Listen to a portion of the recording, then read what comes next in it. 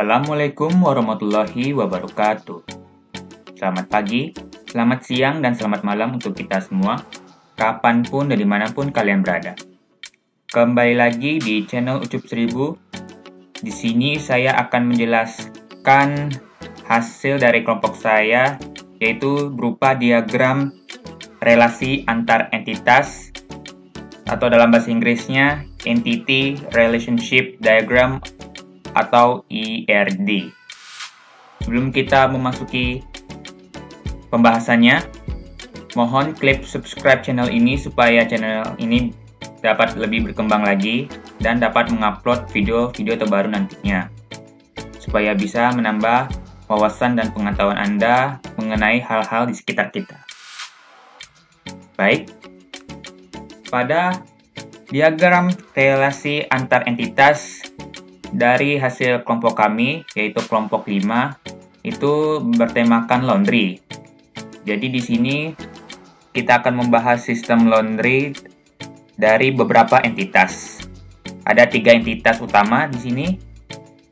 Yang pertama adalah entitas bos, entitas karyawan, sama entitas pesanan.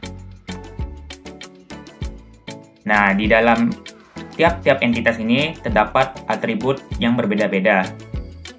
Yang pertama itu ada entitas bos. Di dalam entitas bos itu ada atribut ID sama atribut password.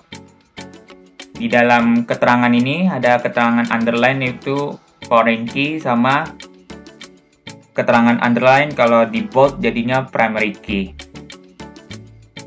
Jadi di sini kalau garis bawah sama huruf tebal jadinya ini berupa primary key. Ini primary key-nya entitas bos. Sama yang karyawan di sini. Relasi antara bos sama karyawan itu berupa one to many. Bos akan mendata minimal 1 karyawan. Satu bos bisa mendata minimal 1 karyawan, atau bisa mendata hingga beberapa karyawan.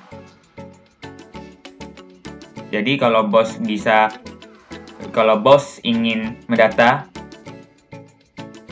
karyawan, tinggal melihat ID karyawan bersama atribut karyawan. Untuk atribut dari entitas karyawan sendiri ada ID karyawan, alamat, jenis kelamin, sama nama karyawan. Bos hanya tinggal melihat ID karyawan, mendata karyawan. Lalu yang berikutnya, relasi antara karyawan sama pesanan. Jadi karyawan melayani beberapa pesanan atau bisa juga tidak melayani pesanan sama sekali. Jadi relasi antara karyawan sama pesanan bisa berupa one to many optional. Jadinya one to many optional, satu karyawan bisa melayani setidaknya 0 atau tidak ada pesanan sama sekali hingga banyak pesanan. Untuk pesanan sendiri ada atributnya, ada beberapa atribut, yaitu nama customer, harga total, berat total, tipe, tanggal pesanan, ID pesanan, dan harga satuan. Nah, ID pesanan inilah primary key di entitas pesanan. Relasi antara karyawan dan pesanan ini ada hasilnya.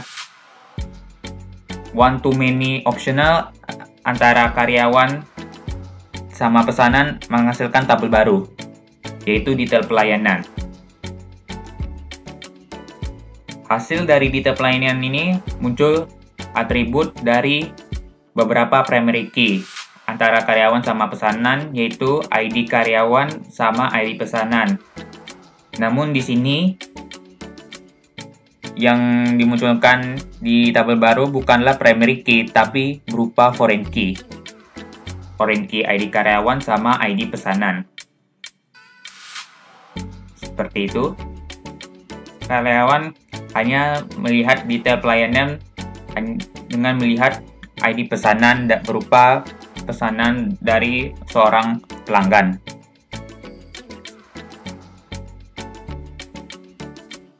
Jadi maksudnya seperti itu. Nah, beginilah diagram relasi antar entitas dari kelompok kami yang bertemakan laundry. Semoga bermanfaat untuk kalian semua.